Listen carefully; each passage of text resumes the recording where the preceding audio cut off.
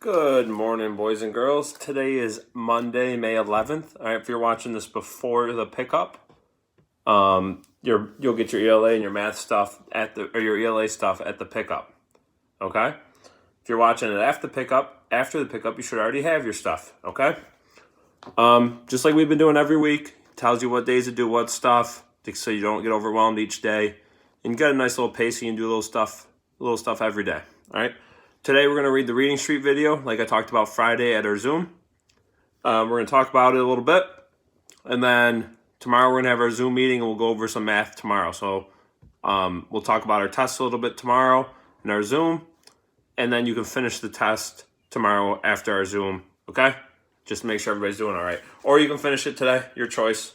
All right? Answer the questions on Google Forms like you did with your last test. Topic 13. So if you can get your Reading Street books out and go to page 374, we'll go ahead and get started. Does everybody like the flowers I got, Alicia? Yeah. I hope you guys got your moms something nice for Mother's Day. All right? All right, because your moms deserve it, dealing with all of you. Okay? Especially you there, Max. Just kidding, Max. Just kidding. All right, so we're on page 374. Okay, our genre is narrative nonfiction. Gives information about real people and real events in the form of a story. All right, what special event does this selection tell about? All right, so our title of this week is The Story of the Statue of Liberty. Who has been to the Statue of Liberty before? I have not. I need to go someday, but I haven't been there yet. All right, so hopefully someday soon when all this quarantine ends, I can get to New York City and see it. So narrative nonfiction. So we know nonfiction's true. All this stuff in here is true. And they're telling all this true stuff in the form of a story. Okay? And our question of the week, why do we have symbols that represent our freedom? I personally think we have symbols that represent our freedom so people can always see what we stand for. All right? And it's a constant reminder that this country is free. All right? And we fought hard for that freedom. That's what I think. Okay, let's go to page 376. The Statue of Liberty stands on an island in New York Harbor. She is a beautiful sight to all who pass by her. Each year, millions of visitors ride the ferry out to the island. They climb to the top of the statue and enjoy the lovely view. A young French sculptor named Frédéric Auguste Bartholdi, you like that's French, don't you there, Logan, visited America in 1871. When he saw Bedloe's Island in New York Harbor, he knew it was just the right place for a statue he wanted to build. Bartholdi had created many other statues and monuments, but this one was to be very special. It was to be a present from the people of France to the people of America, as a remembrance of the old friendship between the two countries. So it was a present from France to America, okay? When Bartholdi got back to Paris, he made sketches and some small models. Models is a vocab word. Make sure we know what that means, please. The statue would be a woman whom he would call Liberty. Hence, Statue of Liberty. She would be a symbol of our freedom in the new world. All right, symbol is another vocab word. So what's it stand for? What's it mean for us? She would hold a lamp in her raised hand to welcome people who came to America. She would be liberty in lighting the world. All right, page 378. The statue would be very large and very strong. Bartholdi wanted people to be able to climb up inside the statue and look out over the harbor from the crown and torch. Crown, know what crown is, know what torch is. All right, crown is, what kings wear, queens wear. All right, in olden times, medieval times. All right, shows their power. It's a symbol for their power. And a torch is, a fire on a stick, basically. Okay? Many well-known artists, engineers, and craftsmen gave him ideas about how to build the statue. First, a huge skeleton was constructed from strong steel. Many people worked together in a large workshop. Some worked on Liberty's head and crown. Others worked on her right hand, which would hold the torch. In her left hand, she would hold a tablet with the date July 4th, 1776 written on it. This is when the Declaration of Independence was signed. So that's America's birthday. That's why we celebrate July 4th. That's the day we got our freedom from England and Great Britain. All right, a tablet is not the iPad tablet you're thinking of there, Logan, all right? All right, Aiden, I know you're thinking, oh, iPad, I know what that is. Yeah, no, not that type of tablet, okay?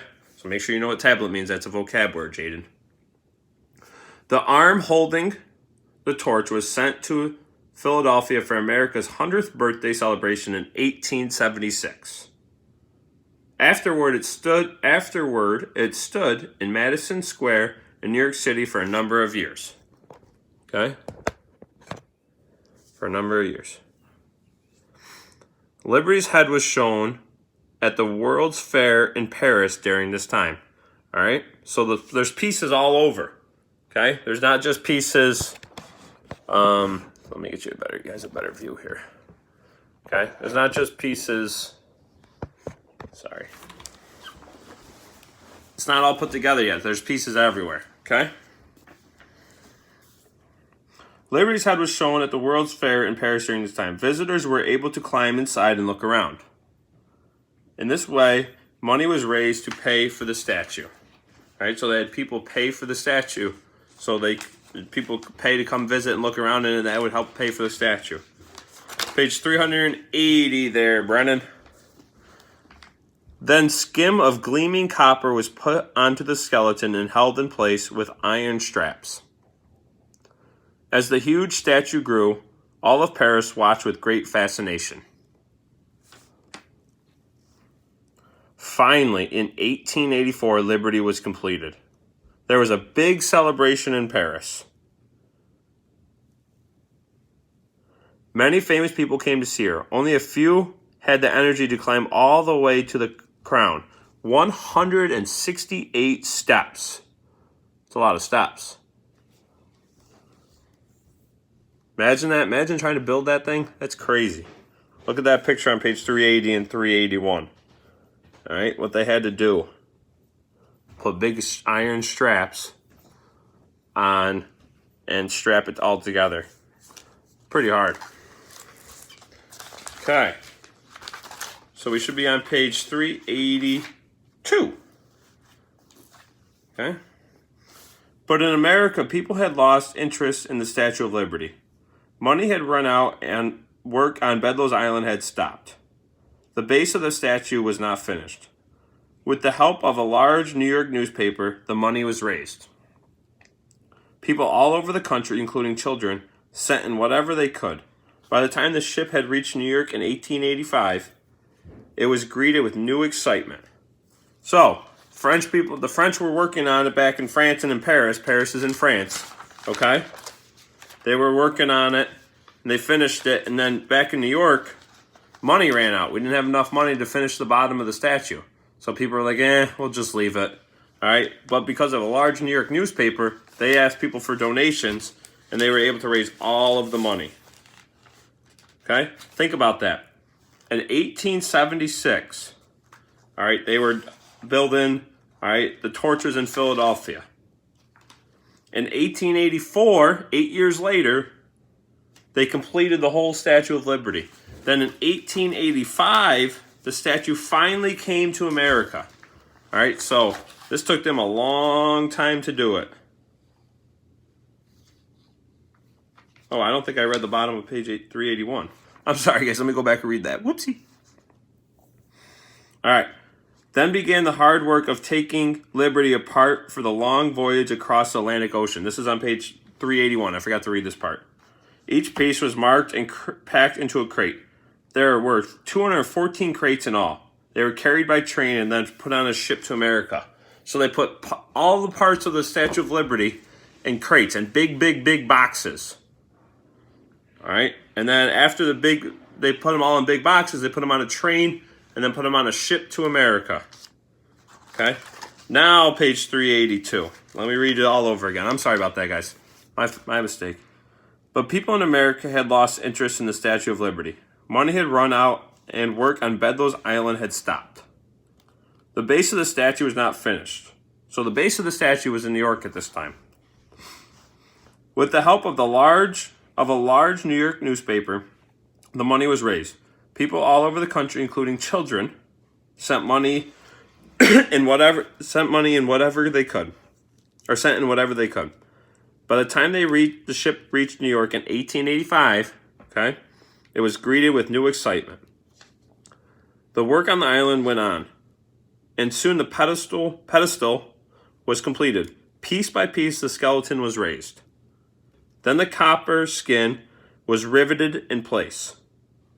Liberty was put back together like a giant puzzle. The statue had been built not once, but twice. So they built it all in France, took it all apart, put it in boxes, shipped it to America. All right, then they put it all back together again. That big statue they had to put together twice. That is pretty crazy. They don't have the technology back in the 1880s like we do now, where it'd be a little easier and they don't have all those machines.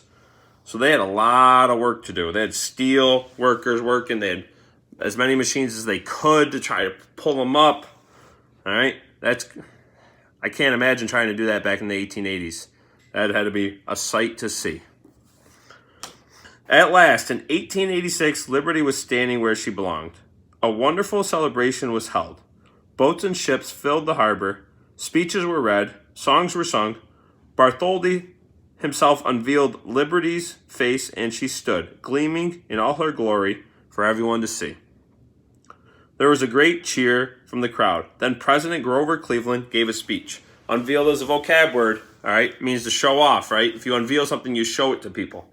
Okay, so he probably pulled a big blanket, unveiled it, all right? If you, like we do show and tell, and you unveil what you have, you show it off. You show people what it is. Okay? 1 second, guys. Mr. Sherman wants to see something real quick. So think about that. In 1871, Frederic Auguste Bartholdi came up with this idea to build the Statue of Liberty. In 1886, 15 years later, it was finally complete. Imagine that. You guys are 8, 9 years old right now. All right, if you started something right now, you wouldn't finish it until you're 22, 23, 24 years old. That's pretty crazy. All right, we are on page 384. Over the years, immigrants have arrived to begin new lives in America. To them, the Statue of Liberty is a symbol of all their hopes and dreams. She has welcomed millions of people arriving in New York by ship. Every year, on the 4th of July, the United States of America celebrates its independence. Fireworks light up the sky above New York Harbor. The Statue of Liberty is a truly unforgettable sight, and a symbol of all that is America.